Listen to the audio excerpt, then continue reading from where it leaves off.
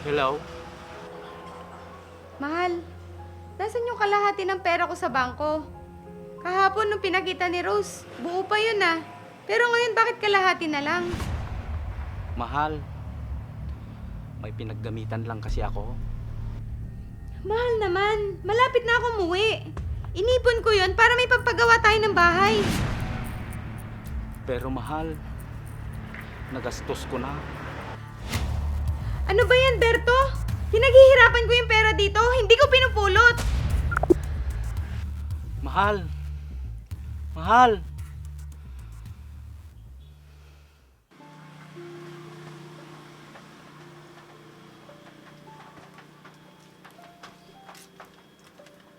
Mahal, hindi ka ba mamamasada ngayon? Anong oras na?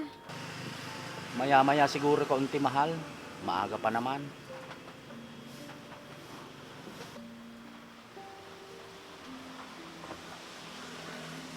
Mahal, may gusto sana akong sabihin sa'yo. Ano naman yun mahal? Mahal, gusto ko sana mag-abroad. Ano? Bakit kailangan mo pang mag-abroad? May trabaho ka naman, di ba? Tsaka namamasada naman ako. Mahal, magkukolehiyo na si Rose. Hindi na kasya yung sinasahod natin. Lalo na sa pang-araw-araw natin.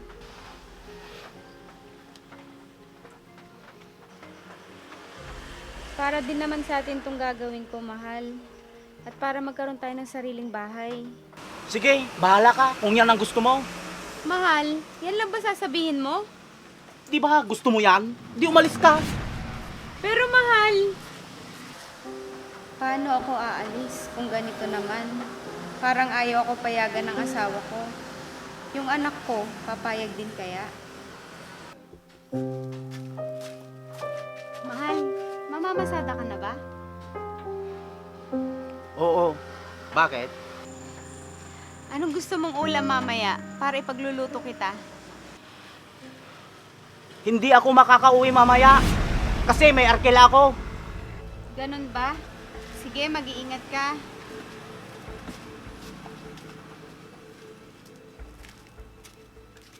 Nay, Ano yan, anak? Nay, bukas po may babayaran po akong project. Magkano naman yung kailangan mo, anak? 500 po sana, Nay. Sige, anak. Sasabihin ko mamaya sa tatay mo. Sige po, Nay. Salamat po. Sige, anak. Pumasok ka na sa loob at maglinis ka na. At mamaya magluluto na ako. Opo.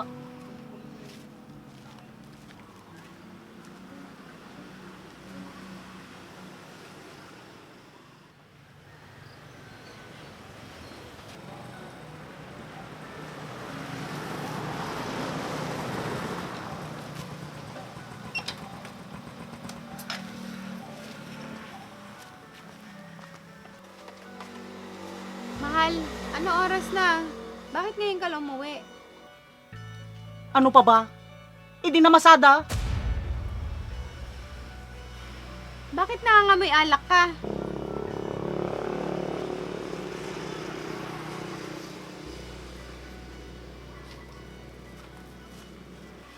Tinatanong pa kita, wag mo akong talikuran! Nay, ito na po yung pinapabili nyo. Sige, ilagay mo na lang dun sa kusina. Nay, bakit po kayo nag-aaway ni tatay? Eh paano? Lasing na naman umuwi. Ganun ba, Nay? Kaya naman po pala. Anak, kaya nagkakaganyan ng tatay mo. Nagpaalam kasi ako sa kanya na mag-abroad ako. Ano, Nay? Mag-a-abroad ka? Oo, anak. Kasi hindi na sapat yung kita ng tatay mo sa pamamasada. Kung yan ang makakabuti, Nay. Basta, lagi po kayo mag-iingat dun, ha? Salamat, anak, at naiintindihan mo ko. Pero ang tatay mo, mukhang ayaw akong payagan. Ako na pong bahala kay tatay at dito sa bahay. Kailan po ba ang alis nyo? Baka sa susunod na buwan na, anak. Ganun po ba? Gusto nyo ihatid namin kayo, Nay? Wag na anak, para tipid sa pamasahe. Baka kasi kung andun kayo, hindi na matuloy yung pag-alis ko. Si nanay talaga. Basta nay, lagi po kayong mag-iingat dun ha. Lagi po kayong tatawag. Oo anak, at lagi kayong mag-iingat ng tatay mo. At huwag mong pababayaan yung pag-aaral mo ha.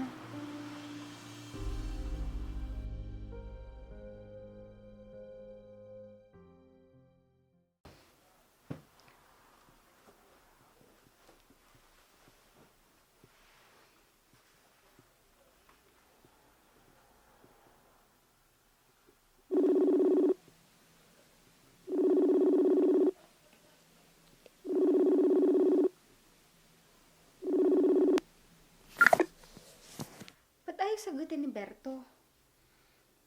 Si Rose na nga lang.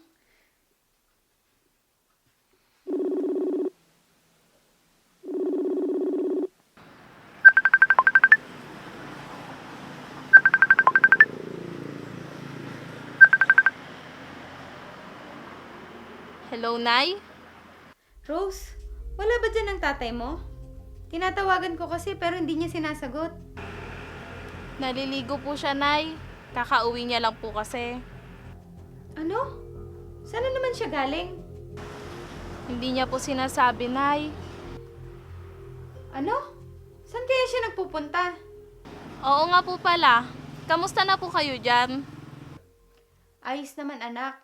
Mabuti na lang at mabait yung amo ko. Siya nga pala, natanggap niyo ba yung padala ko? Oo, nay. Nakuha na namin. At nakabayad na po ako ng tuition ko. Mabuti naman kung ganun anak. Mag-aaral ka mabuti ha. Opo, nay. Maraming salamat po. Sige anak, at may gagawin pa ako. Sige po, nay. Mag-ingat ka lagi dyan. Tay! Saan na naman po kayo pupunta? Tumawag po sa akin si nanay. Basta, aalis na ako. Ikaw nang bahalang magluto ng pagkain mo, ha?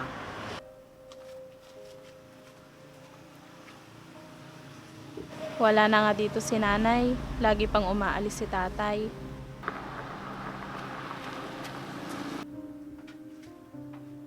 Saan kaya pupunta si tatay?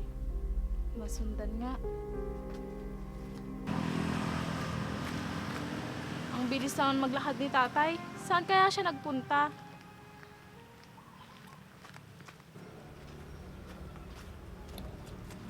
Sinusundan ako ni Rose. Dapat, hindi niya malaman kung saan ako pupunta.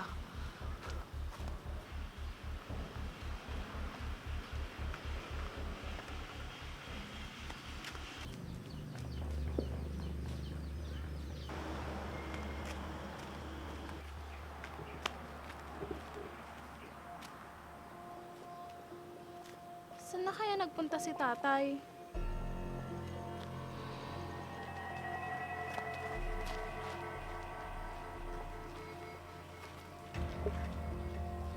Buti na lang, hindi ako nasundan ni Rose.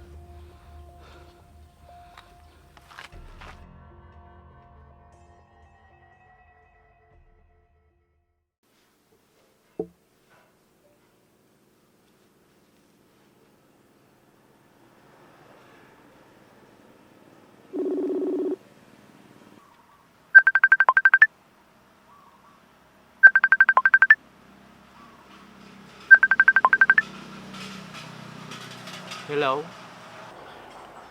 Mahal, nasan yung kalahati ng pera ko sa bangko? Kahapon nung pinakita ni Rose, buo pa yun ah. Pero ngayon bakit kalahati na lang? Mahal, may pinaggamitan lang kasi ako. Mahal naman, malapit na ako umuwi. Inipon ko yun para may pagpagawa tayo ng bahay. Pero mahal, nagastos ko na. Ano ba yan, Berto? Pinaghihirapan ko yung pera dito, hindi ko pinupulot. Mahal! Mahal! Patawad, mahal. Gusto ko kasi sa pag-uwi mo, lahat ng pinaghirapan mo, makikita mo agad.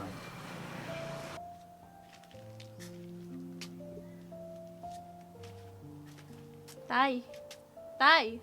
Tay! Oh, anak, Tay, papasok na po ako. halika na anak. Ihatid na kita. Sige po, Tay. Ano kaya problema ni tatay?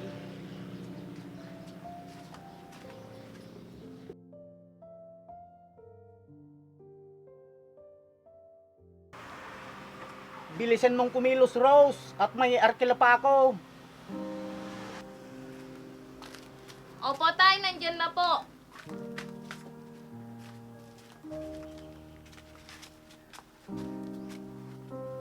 Ito pala, pera mo. Mamasahe ka na lang pag uwi mo. Opo, Tay. Halika na.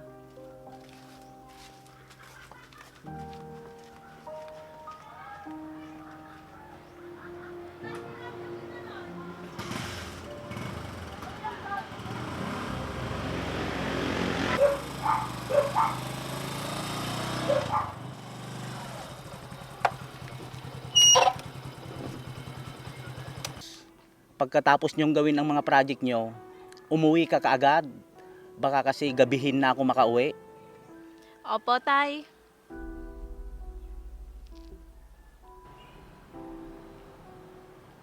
Opo, Tay. Mag-iingat po kayo. Sakto, may pasahero. Malapitan nga.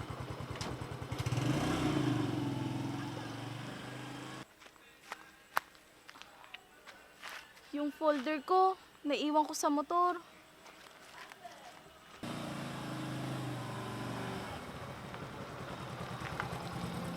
Miss, sakay po kayo.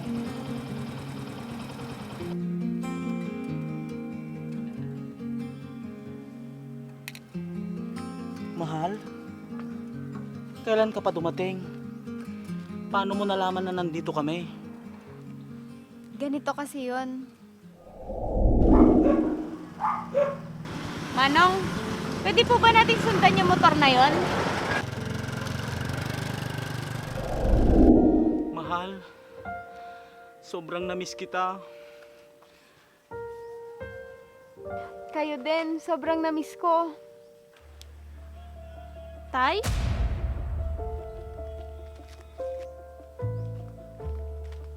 Tay? Anak, Nay, sa wakas nakauwi na po kayo. Kaya nga mahal, sobrang saya ko na makita kita ulit. ako din mahal. Sobrang saya ko na makasama ko kayo ulit. Nay, aalis pa ba kayo ulit? Hindi na anak. Ngayon, kompleto na tayo. May sorpresa pala ako sa inyo. Ano naman po yun, Tay? Oo nga mahal. Ano yun? Basta, sumakay na lang kayo. Sige po.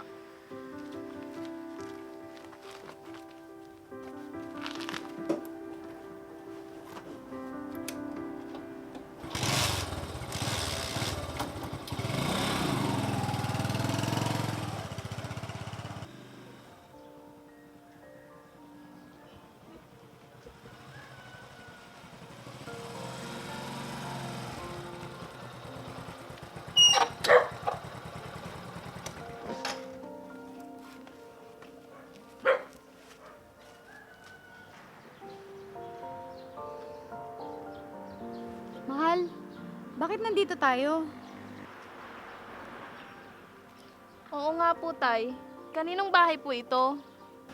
Mahal, anak, kaya nawala ang kalahati na pera sa bangko dahil dito.